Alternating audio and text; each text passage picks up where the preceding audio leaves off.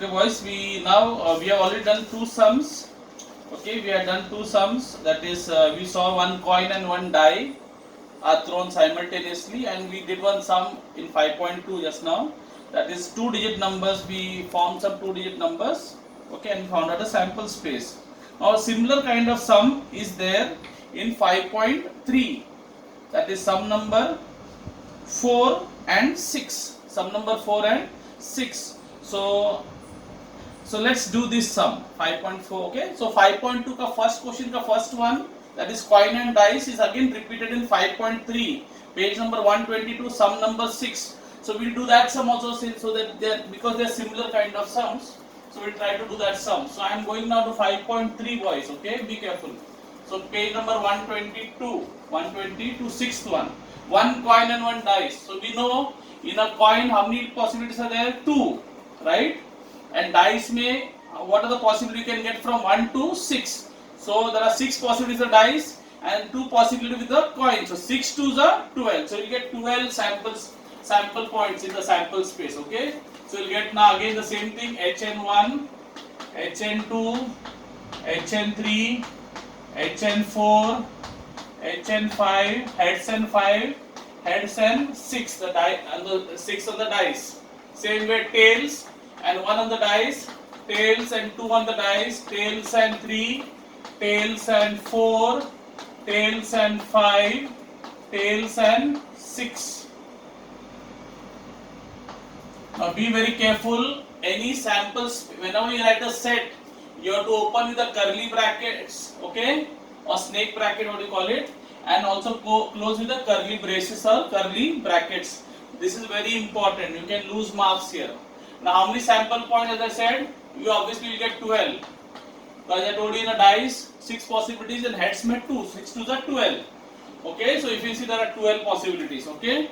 Now, what is the first condition for event A? So what is the condition for event A? To get a head and a odd number. To get a head and a odd number. So for A, let's write for A, the set for A. So where do you get a heads and a odd number, boys? Heads and odd number here. What are the odd numbers? 1, 3, 5, 7 and all, no? So heads and 1, heads and 3, heads and 5. Okay, so you can get how many possibilities? 3 possibilities. Okay, so heads and 1, heads and 3, and heads and 5. Now boys, don't forget to put a comma here, because these are different elements, so you always have to put a comma between them, between all the elements. Okay, so here also I'll put a comma. Okay, so I'll get n of A is how many? 1, 2, 3. So n of A is 3. Okay, let's go to the next one. B event. What is the B event, boys? B event, just see, to get a head or tail. Okay, head or tail. You can get a head or tail, both possibilities, and a even number. Head or tail and a even number. So where do you get a head or tail and a even number? Here. What are the even numbers? 2, 4, 6, 8. So here, head and 2, heads and 4, heads and 6, tails and 2, tails and 4, tail and 6. Okay. So I can get heads and 2, comma, sorry, heads and 4, again comma, heads and 6, comma, heads, sorry, tails and 2, comma, tails and 4, comma, tails and 6. So how many possibilities I'll get? 1, 2, 3, 4, 5, 6. 6. So my answer is 6. So I'll box my answers so that they stand out. They're seen clearly by the examiner who is correcting your papers. Let's go to event C, boys. Okay, number on the upper face is greater than 7 and tail on the coin. So you should get a tail on the coin. Okay, and on the dice you should get a number greater than 7. Now how is it possible? On a dice you can always get numbers up to 6. Up to 6. So it's just not possible. You cannot get any, there is no dice in the world which has got a number 7, okay? All I have already to the 6. So that's why this will be a very interesting one. This will be an empty set. You can get a tail on the coin, but you cannot never get a number greater than 7 on the what? Dice. Forget greater than 7, you cannot get greater than 6 also, okay? So it's an empty set. So I'll say empty set you can write this way. Either you show like the empty set or you can say C equal to 5, the Greek sign 5. And you say, so because it's an empty set, you will say n of C will be 0. Okay, clear boys? So now we go on to the question number 4. Okay, question number 4 boys, as I told you, it is same like 5.2 ka first question ka second part, where we formed 2-digit numbers by using some digits. There we use 3 digits.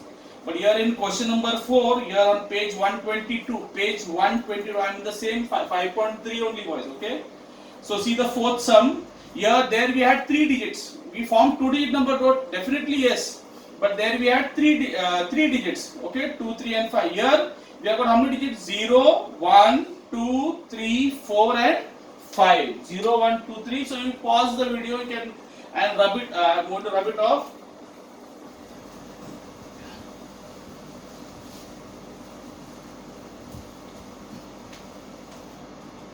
More than writing boys, pay attention.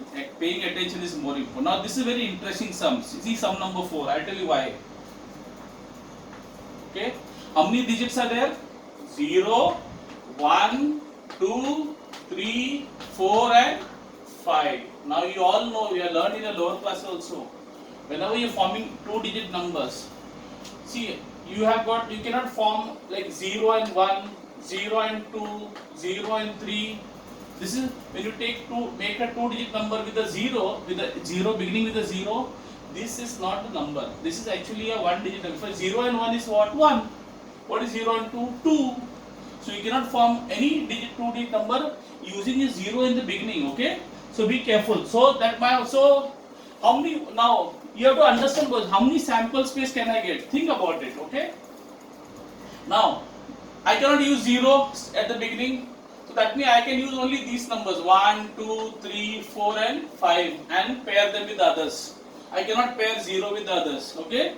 Okay, I mean to the beginning. Okay. So I'll have to, so how many numbers I got? 1, 2, 3, 4, 5. That means I'll get 5 and 5 numbers I'm going to pair with the remaining, how many digits? There are digits, 5 digits. So 5 into 5, I will get 25 sample points. I should get 25 sample points. If I get less, that means my answer is wrong. How did you understand?